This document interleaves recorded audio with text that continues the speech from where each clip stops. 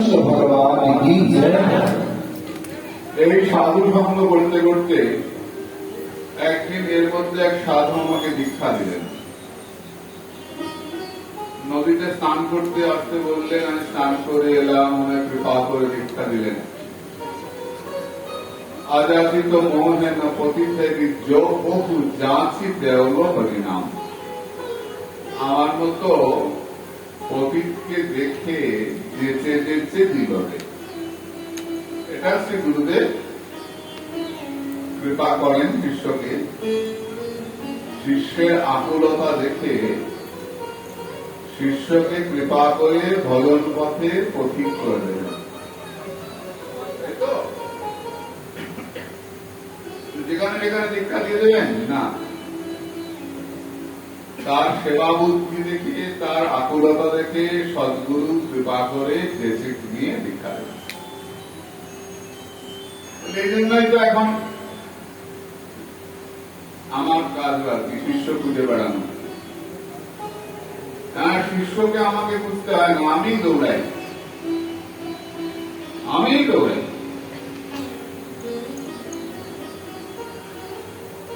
লোভী গুরু ঠকি চালা, এইসব নরকে যাব। আমি যে কটাকে দিচ্ছি সব কটাকে নিয়ে নরকে যাব। কারণ দীক্ষা দেওয়ার অর্থ তার সব দায়িত্ব বহন করা,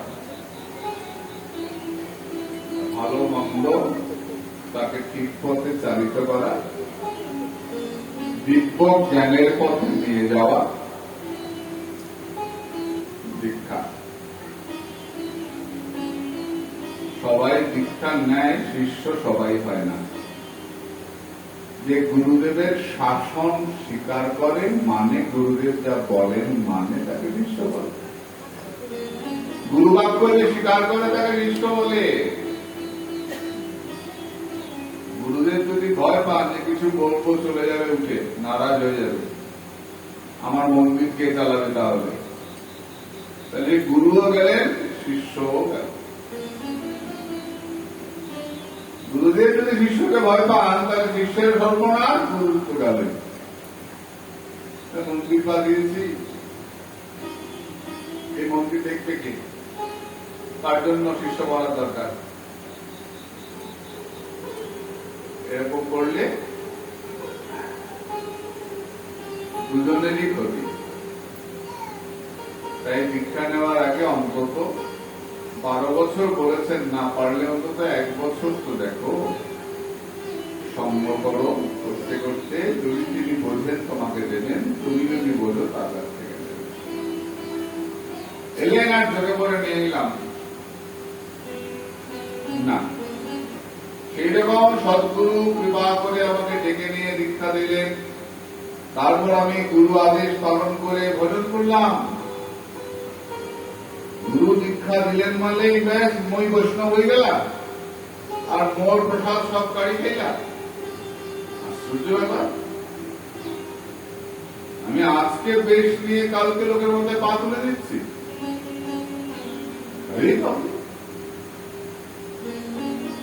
আজকে দীক্ষা নিয়ে কালকে আমি কম্বলে ঢুকছি। এই গুরুর কপালে দুঃখ আছে, শিষ্যের কপালে দুঃখ আছে। যার জন্য ভজনানন্দী মহাত্মারা এক একজনের এক একটা পদ্ধতি শিষ্যকে দেবেন, শিষ্য তৈরি হবে। গুরুদেব আমাকে দীক্ষা দিয়ে চলে গেলেন। আমি বাড়ি ফিরে এলাম, আবার মা ছেলের সংসার। একদিন মা গুরুর দুধ দোয়াতে গেলেন ব্রাহ্মণ পল্লীতে। ফেরার পথে সাপের কামড়ে মা দেহ রক্ষা করলেন। আমি মায়ের মৃতদেহের ওপরে পড়ে হাউ হাউ করে কাঁদছি, ও মা তুমি আমায় ছেড়ে গেলে কেন? আমার মনে হচ্ছে জগতে তো আমার কেউ নাই। হঠাৎ করে মনে হলো আমার শ্রী গুরুদেব তো আছেন, আমার গুরুদেব তো আছেন। একথা মনে করে আমি ছুটতে লাগলাম কত শহর নগর জনপদ পার হয়ে গ্রাম একটা জঙ্গলে গিয়ে পৌঁছে একটা গাছের তলায় বসে গুরু প্রদত্ত মন্ত্র জপ করে চলেছি। হঠাৎ করে আমার হৃদয়ের মধ্যে ভগবানের আবির্ভাব হলো। আমি একটু ভালো করে দেখতে গেলাম, আর দেখতে পাচ্ছি না। দৈববাণী হল হন্তাস্মিন জন্মনি ভবান মা মাং দ্রষ্টু বিহারতি অবিভক্ত কষায়ানাং দুর্দশ অহং কুযোগিনাং দর্শিতম রূপম এতৎ কামায়তে অনঘর মত কামহ সনাতই সাধু সর্বান মুঞ্চতে ইচ্ছায়ান। তুমি এই ধর্মে আমাকে আর দেখতে পাবে না। মানুষের মনের ময়লা পরিষ্কার না হলে মানুষ আমাকে দেখতে পায় না। ঈশ্বর সাধনে চিত্তশুদ্ধির অপেক্ষা আছে। যতক্ষণ পর্যন্ত মনটা বিক্ষিপ্ত নোংরা, ততক্ষণ পর্যন্ত ভগবত দর্শন হবে না। আমাদের বৈষ্ণব জগতে চিত্তশুদ্ধির উপরে বারবার জোর দিয়েছেন চৈতন্য মহাপ্রভু। শিক্ষাষ্টকের শ্লোকের প্রথম শব্দটাই কি বললেন? চেত দর্পণ মার্জনম। তোমার চিত্ত দর্পণকে, মনটাকে পরিষ্কার করতে চাও তো পরম বিজয়তে শ্রীকৃষ্ণ সংকীর্তনম প্রাণ হরিনাম কীর্তন। তাই চিত্তশুদ্ধি না হওয়া পর্যন্ত আমাকে দেখতে পাবে না। তোমাকে একটু দেখা দিলাম কেন? তোমাকে রসগোল্লা খাবি না, একটু দিতে লাগিয়ে দিতাম। দেওয়ার পর কি মনে হয়? দৌড় দিল, হ্যাঁ লোক। তা আমার শতকোটি আস্বাদন সুন্দর, আমার শ্যাম সুন্দর। এই জগতের রথের সঙ্গে যে রথের তুলনাই হয় না। জিভে লেগে গেল, একটু মনের মধ্যে লেগে গেল, প্রতিদিন চিন্তা হচ্ছে না, সবসময় চিন্তাই হচ্ছে। দেখবে গেলে বুকের মধ্যে গ্যাসের ব্যথা হয়, অম্বলের ব্যথা না, এর মধ্যে ব্যথা করছে, আপনার চিন চিন চিন চিন করছে। লোকে কাজ করছে না, সব কাজ করছে, সব কাজ করছে। কি পেটে ব্যথা? সবসময় একটা ব্যথা, চুল বেদনা, এরকম মনের মধ্যে ব্যথা হবে। সব কাজ করবে কিন্তু মনের মধ্যে ব্যথা হবে। হার আভি হার স্বামী, হার আভি হার স্বামী। কবে যাবো তোমার কাছে? হার আভি কবে আমাকে নেবে? হা প্রাণেশ্বরী কবে দেখা দেবে? এই ভেতরে সুর বেদনার মতো সারাদিন ব্যথা করবে। যদি এরকম ব্যথা করে বুঝবে এবার আরম্ভ হয়ে গেছে ব্যথা, কষ্ট তো হবে। এত সহজ নাকি রে মা? পড়াশোনার পরে পরীক্ষা দিতে হবে না? পড়ার সময় তো সবাই থাকবে, পরীক্ষার সময় তুমি একা থাকবে। পড়ার সময় মা পাশে বসে বাতাস করছে, বাবা এসে বলছে ঠিক করে খাওয়া দাওয়া কর, পড়। মাস্টারমশাই পড়িয়ে যাচ্ছেন, স্কুলে গিয়ে পড়াচ্ছেন, মাস্টারমশাই বাড়িতে এসে একজন পড়াচ্ছেন, সবাই মিলে খাওয়া দাওয়া সব ব্যবস্থা হচ্ছে। ছেলে পড়ছে, মেয়েটা পড়ছে। হলে গিয়ে যখন করবে কেউ থাকবে পাশে, তুমি আর পরীক্ষার খাতা আর প্রশ্ন, পরীক্ষা তোমাকে একাই দিতে হবে। এই ভজনের পরীক্ষা হবে না, তোমাকে পরীক্ষা তো আসবে। তোমার কি পরীক্ষা? আমার অধ্যাপক ডক্টর কুমারনাথ ভট্টাচার্য বলেন এই সমস্ত আসবে। বিভূতি, সিদ্ধাই, যশ প্রতিষ্ঠা, দীক্ষা নিব। দীক্ষা নিবা? দেখলাম 2 ইটের ভাটা আছে, পেট্রোল পাম্প আছে একটা। দীক্ষাটা দিয়ে একটা ঘর যদি করিয়ে নেওয়া যেতে পারে। দীক্ষা দিচ্ছি কেন? একটা ঘর বানাবো বলে, একটা ঘর বানিয়ে নেবো। আর ও দীক্ষা নিচ্ছে কেন? বহুত পাপ করে, আমাকে আমাকে দিয়ে একটুখানি রেক্টিফাই করছে, একটু শোধন করছে আমাকে দিয়ে।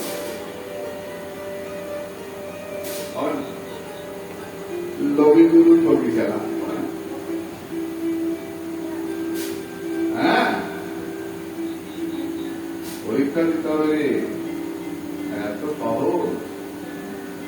এই আসছে, এই 10-20টা আসবে, নিবি নে না নে, আরো দামি জিনিস দিচ্ছি তো, নে নে।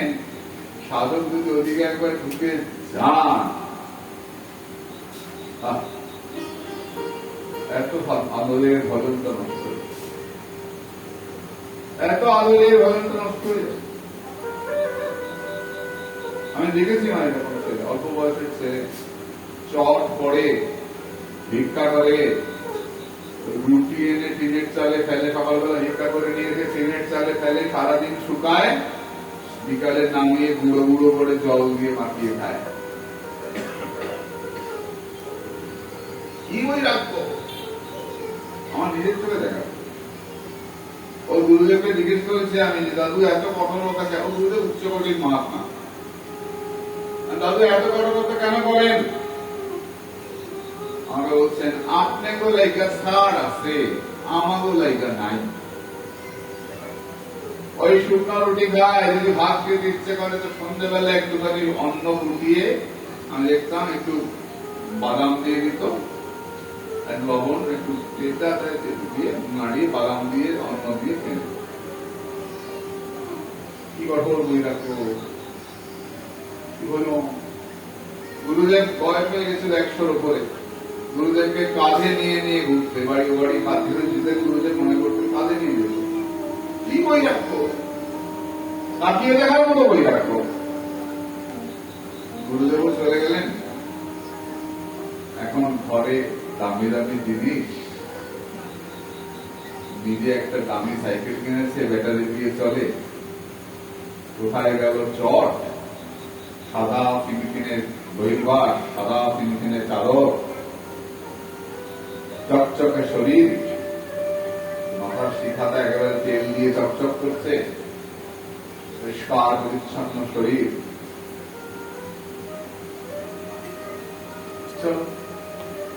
বৈষ্ণবের ক্রিয়া মুদ্রা বিজ্ঞান দণ্ডবোধ করে সরে আসো, সঙ্গে থাকলে তোমারও করতে ইচ্ছে করবে। সঙ্গ প্রভাব, বৈরাগীর সঙ্গে থাকলে বৈরাগ্য আসে, আমার মতো ভোগীর সঙ্গে থাকলে ভোগ আসবে। সংসর্গজাহি গুণ দোষা ভবন্তি, সঙ্গ গুণে রঙ্গ বাড়ে। তাই বৈরাগীর সঙ্গ করো, ভজনানন্দ মহাত্মার সঙ্গ করো, যারা উচ্চকোটিতে আছেন তাদের সঙ্গে মেশো। আমার মতো ভোগীর সঙ্গে মিশে ভান্ডারা খেয়ে বেরিও না, হবে না। হবে না।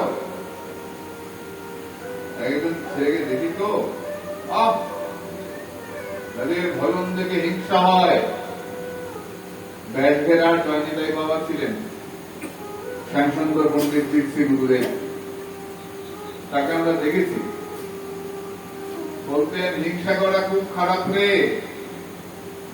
কিন্তু হিংসা করাও ভালো। কেন হিংসা করা ভালো? কেন? কেউ বড় বাড়ি করলে হিংসা হয় না? বাবা এত বড় বাড়ি করেছে, এই বাড়িটা আমার হতো, কি সুখে থাকে রে, কি সুখে থাকে। এই গতকালকেই কালটার সময় চট্টগ্রাম শহরে আমি একটা বড় লোকের বাড়ি গেছি, বিরাট ধনী, খুব ভক্ত লোক, লক্ষ ভক্ত, ধনী লোক, মস্ত ধনী,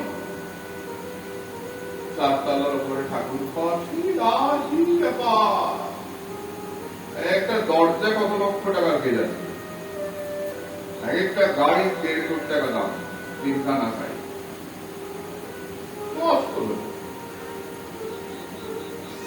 লন্ডনে বাড়ি, বার্মায় বাড়ি, চীনে বাড়ি করার দিনে ভাড়া আছে, মস্ত ব্যবসায়ী। 1 ঘন্টা ছিলাম, ভোগ লাগলো, রুটি সবজি এগুলো প্রসাদ পেলাম, চলে এলাম। দক্ষিণা পেয়েছি, দক্ষিণা পেয়েছি, ওই জন্যই যাওয়া, নালে গিয়ে যেতাম। ভান্ডারের টিকিট পেয়ে পাইনি কেন বুঝলাম, পেলে থেকে যেতাম, টিকিট দিল না, চলে আসছে। মস্ত ধনী। আমি এক একটা ঘরে ঢুকছি আর দেখছি, ঘরগুলো ঘুরে ঘুরে দেখাচ্ছে আমাকে নতুন বাড়ি করে, অনেকগুলো বাড়ি ঘুরতে দেখছি। বাবা এটা কি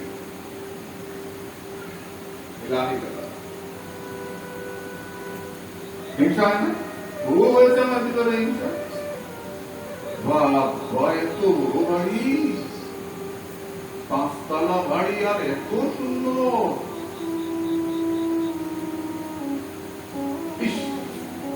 এই বাড়ি যদি আমার মনে হয় না, আমার মনে হয় না, কারণ অত বড় বাড়ি ঘাট দিতে আমার সারাদিন চলে যাবে। দেখ আমার হয়, আর করা হয়। জয়নিতাবু বলছেন যে হিংসাটা রাখবি, খুব বেশি করে হিংসা করবি। কাকে? বড় লোককে নয়, বড় সাধুকে। সাধুকে হিংসা করবি কেন? ও 10 ঘন্টা জপ করতে পারে, আমি যদি কিছু করতাম। ও 8 ঘন্টা 10 ঘন্টা আসনে বসে, আমি যদি পারতাম। ও চোখ বন্ধ করে রাধারণের সঙ্গে কথা বলে, আমি যদি পারতাম। হিংসা করবি তাকে দেখে? সাধুকে দেখে হিংসা। আমার মতো কুকুরকে দেখে হিংসা করবি না। বড় লোক থেকে হিংসা করলে তো ভালো, আমার জন্য একটা বাড়ি হয়, বলে না, ভালো না। কেন? ওই বাড়িটা তো আমি নিতে পারবো না সঙ্গে। ওই হিংসা ওই বাড়িতে কি করবো? বাড়ি করলাম, পরের বছর মরে গেলাম, তখন কি লাভ? ওই বাড়িতে ঘুরতে খাবে, তাই না? ওই বাড়িতে ঘুরতে খাবে। লোকের সঙ্গে হিংসা করবি না, করলে সাধুর সঙ্গে হিংসা করবি। ভগবানকে পাওয়ার জন্য তপস্যা করবি। একটা লোক তপস্যা করলো, ভগবান এসছেন সামনে। কি চাও? কি চাও তুমি? ভগবান আমি যা চাই তাই যেন হয়, যা চাই তাই যেন হয়। খুব হিংসুটে লোক, ও বড় বড় করতে চায়। আসল ভগবান বলেন ঠিক আছে, তুমি যা চাও তাই হবে, কিন্তু তোমার পাশের বাড়ি তার ডবল হবে। রাজি? আচ্ছা, এসে বাড়িতে চাইছে আমার জন্য একটা সুন্দর বাড়ি হয়। তো পরের দিন তার সুন্দর একটা বাড়ি হয়েছে। ও মা তাকিয়ে দেখে পাশের বাড়ির লোকটার 2 তলা বাড়ি হয়েছে, কারণ ওর 1 তলা, ওর 2 তলা, ডবল হবে তার। ভগবান বলেছেন তোমার যা হবে পাশের বাড়ির ডবল হবে। এত হিংসা ভেতরে, ডবল হচ্ছে। এ ভগবান আমার বাড়ির সামনে একটা কুয়ো হয়। কেন? ওর বাড়ির সামনে 2টো কুয়ো হবে, কুয়োর পরে মরবে না। খুব আনন্দ। সত্যি সত্যি ওর বাড়ির সামনে একটা কুয়ো হয়েছে, আমার পাশের বাড়ির লোকের সামনে 2টো কুয়ো হয়েছে। এবার মরবে, আমার থেকে বড় বাড়ি ওরা। হ্যাঁ, এবার একটা মরবে। তোমার লোকটা মরে না, 5 দিয়ে যায়, কুয়োতে তো পড়ে না। এবার আমার একটা চোখ বন্ধ করে দাও। কেন? বাড়ি বাড়ি লোকটা 2টা চোখ বন্ধ হবে, এবার পড়বে, মরবে। হিংসা কি জিনিস দেখ। ওই 1 চোখ কাটা হয়ে যাচ্ছে, বাড়ি বাড়ি লোকটাকে 2 চোখ কাটা করাচ্ছে মারার জন্য। বলে হিংসা খারাপ, কিন্তু সাধুকে থেকে হিংসা করা ভালো। সাধু লক্ষ নাম করে, আমি পারি না। সাধু 3 লক্ষ করে, আমি তো 1 লক্ষ তো করতে পারি। এই সাধুকে থেকে হিংসা করা। রোজ 2 লক্ষ সেবা করে, আমি করতে পারি না। এখন এত লজ্জা আমার, 2 দিন বাদে মরে যাবো, তাও লজ্জা। 2 লক্ষ কপালে ওঠে না আমার। হিংসা কর, সাধুকে থেকে হিংসা কর। সাধু একাদশীতে নির্জলা করে, আমি ভালো মন্দ খাই, করতে পারি না। ঠিক জীবনে এমনি করে হিংসা করতে হলে সাধুকে থেকে কর। বৈরাগ্য সাধু থেকে অর্জন কর। ওই সাধুর এত বৈরাগ্য, এরকম থাকে। আমি গোবিন্দকুণ্ডের এক সাধু আমার ঘরে এসছে, জল খায় আমার ঘরে এসছে। আমাদের বয়স অনেকটাই ছোট, অনেক ছোট, অল্প বয়সের ছেলে। জল খায় বুঝলি না, আমার ঘরে তো জলের দাম থাকে না, বৃন্দাবনে জলের তো বেশ সমস্যা, তখন তো খুবই ছিল, এখন তো কমে গেছে, ভালো ভালো হয়েছে, আজ থেকে অনেক বছর আগের কথা বলছি, বেশ কয়েক বছর। আমার ঘরে আসলে যত সাধুই আসেন পরিক্রমা করে ঘরে জল রাখার ব্যবস্থা থাকে, জল খায়। একটা ছেলে, অল্প বয়সের ছেলে, আর সুঠাম স্বাস্থ্য, জল নিয়ে জল খাচ্ছে। আমি দেখি ঘাটটা না চকচক চকচক করছে, আমি জিজ্ঞেসই করে বলেছি, ভাই কি খাবার মাগিস রে? কেন দাদা দু? তোর এত গ্লেজ শরীরে, চকচক শরীরটা চকচক করছে, জামা নাই, শুধু চাদর, এই শরীরটা চকচক করতে পারে, কি খাবার মাগিস রে? আমাকে হেসে বলছে, দাদা তবু 14 বছর ব্রজে এসছি, সাধারণত কোনদিন মাগি। 14 বছর ধরে সাবান মাখে না। হিংসা হতে হলে ওকে দেখে হিংসা করবো, ওর যদি এত বৈরাগ্য হয় আমার কেন হয় না? 14 বছর সাবান মাখে না, গায়ে একটু গন্ধ নাই, এই পরিক্রমা দেয় রোদের মধ্যে। আমি তো ফ্যান ছাড়া থাকতে পারি না, রোদে রোদে ঘুরে বেড়াচ্ছে। আমি এত রোদে ঘুরিস কেন রে? 48 ডিগ্রি না হলে আমরা এটাকে গরম করি না। একটু গন্ধ নাই, আমি কি রে দুর্গায় কোনো গন্ধ নাই তো? 5 বার স্নান করি তো, রাধা কুণ্ডে 3 বার, গোবিন্দ কুণ্ডে 2 বার, প্রত্যেকবারে 10টা করে ডুব দিই, 5 বছর 50টা ডুব সারাদিনে দিই, তো আর ঘাম টাম থাকে না। পারতে পারো? আমার তো শাওয়ার না হলে স্নান হয় না, ভিজার না হলে গরম জলে স্নান না করলে হয় না। কে গরম জল করবে? চল না, পড়তে হলে ওই ত্যাগী সাধুদের পায়ে পড়ি, ওই মহাদের পায়ে পড়ি, আমার মতো কুকুরের পায়ে পড়ে কি হবে? আসল জায়গায় যা, যেখানে গেলে কিছু পাওয়া যাবে, ছাই নাড়লে পাওয়া যাবে।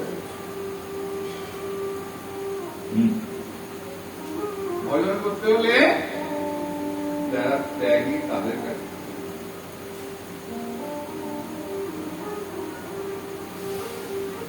হিংসা করতে হলে সাধুদের হিংসা কর, যারা ত্যাগী, ত্যাগের চরম সীমায় আছে। আমার একটা ছেলেকে পাঠিয়েছি, আমার সাধু সঙ্গ করবে, সাধু করে থাকে। এক রাত্রে ছিল ওর ঘরে, কি শিখলি? এক রাত্রে শিখলে ছোট্ট কাট্ট ছেলে, নবদ্বীপেরই ছেলে, দুজনেই নবদ্বীপের। যাই হোক, কি শিখলি? বলল রাত্রেবেলা আমাকে বলছে তুই কি চাস? আমি বললাম যে আমার ব্যবসা যেন ভালো হয়, বড় ব্যবসা করার ইচ্ছা। টাকা চাস? হ্যাঁ। এই ক্যালেন্ডারটা সরা, ওই কাগজটা তোল, ওই খোপটা ঠিক কর, এই খোপ থেকে ওই খোপ থেকে সাধু রাত্রেবেলা বলে দিল ফাইল দিচ্ছে, টাকা ফেললাম, দেখুন ক টাকা আছে, গুনে দেখেছে 3.5 লক্ষ টাকা আছে, এই খোপে ওই খোপে।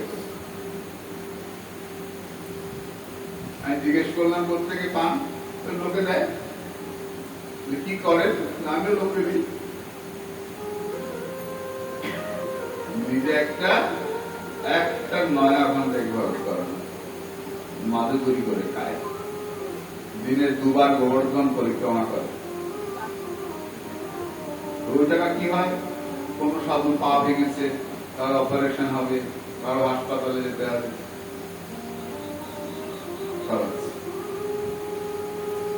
এটার নাম আমাদের বৈষ্ণব ধর্ম। এটাই হচ্ছে সন্ত সমাজ।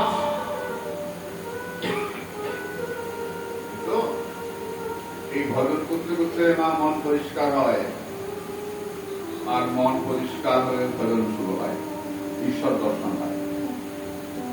হে বেদব্যাস, এই নাম করতে করতে আমার চিত্ত শুদ্ধ হলো, আমার দেহ পতন হয়ে গেল।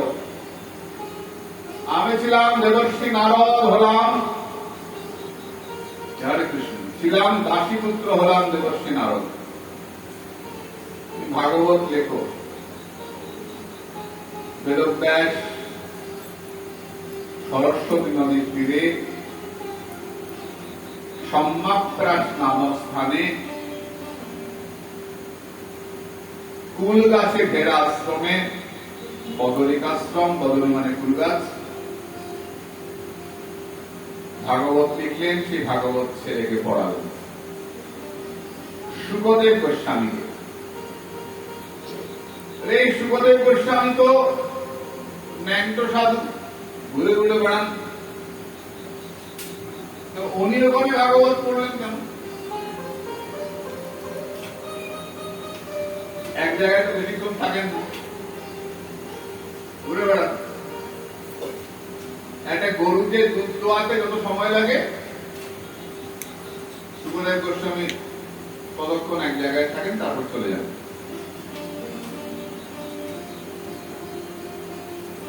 পরিত্রাজক, সারা দেশে ঘুরে বেড়ান। আমি এরকম সাধু দেখেছি, জানিস, পুরীতে। পুরীতে গম্ভীরায়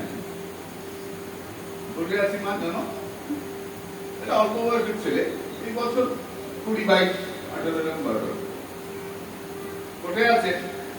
একটা কাপড় শুধু গলার মধ্যে গিট্ট দিয়ে বাঁধা,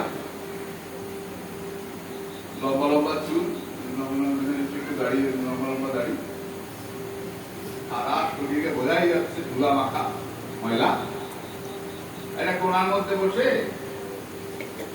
ঝিমোচ্ছে। আমি দেখে মনে মনে ভাবছি, অল্প বয়সের ছেলে, কে রে তোকে সাধু হতে বলেছিল? কোন মা বাবার আদরের ছেলে আর সাধু হয়েছে, যেমন খেলায় পড়েছি, ঘুমাচ্ছিস?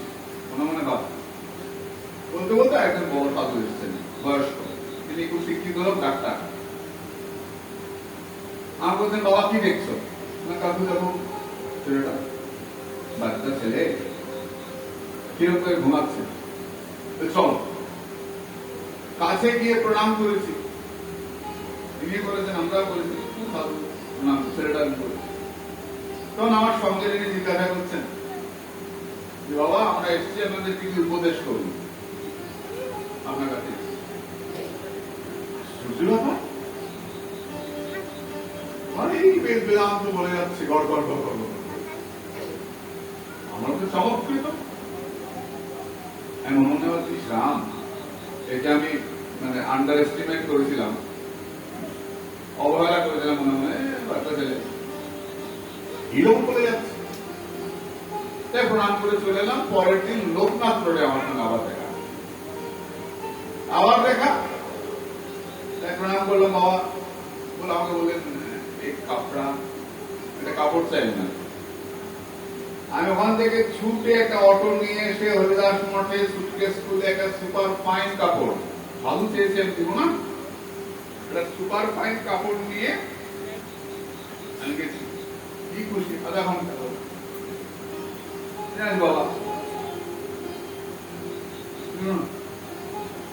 বলে এই কাপড় লাগবে না, আমি তো একটাই কাপড় পরি, আমার তো কোনো কাপড় সঙ্গে থাকে না, যে কাপড়টা পরি ওটাই ধুয়ে দেই, আবার ওটাই পরি বা গায়ে শুকায়। আমার তো এত পাতলা কাপড় হবে না, ভারী কাপড়। তারপরে খুঁজে পেতে একটা মার্কেট কাপড় জোগাড় করে, মোটা যে কাপড় লেপে টোটাল করে, মোটা কাপড় জোগাড় করে দিয়েছি। তো বড়িয়া, একটাই কাপড় যেটা গায়ে আছে ওটাই, সঙ্গে কোনো কাপড়ও নাই, কোনো ঝোলাও নাই, আর এটা কমন্ডলু। এরপরে একদিন আমি চক্রবৃত্তের ওদিকে যাচ্ছি, এদিকে রেল লাইনের ওদিকটা দিয়ে রাস্তা, রেল লাইনের ওপর দিয়ে একা হেঁটে হেঁটে চলে যাচ্ছে জঙ্গল দিয়ে। কি ব্যাপার না, পায়ে হেঁটে সারা ভারত পরিক্রমা করছে।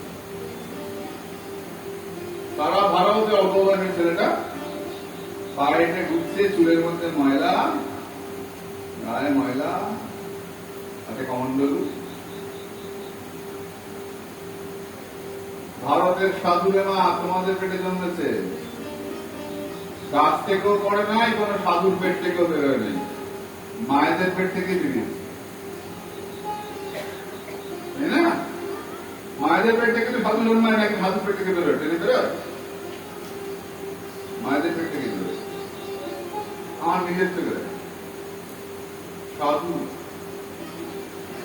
সত্যি সত্যি সাধু। বৈরাগ্য কি করে আসবে? বৈরাগ্যবান ব্যক্তির সঙ্গ করলে বৈরাগ্য আসবে, ভোগীর সঙ্গ করলে বৈরাগ্য আসবে না। কি হলো জানো?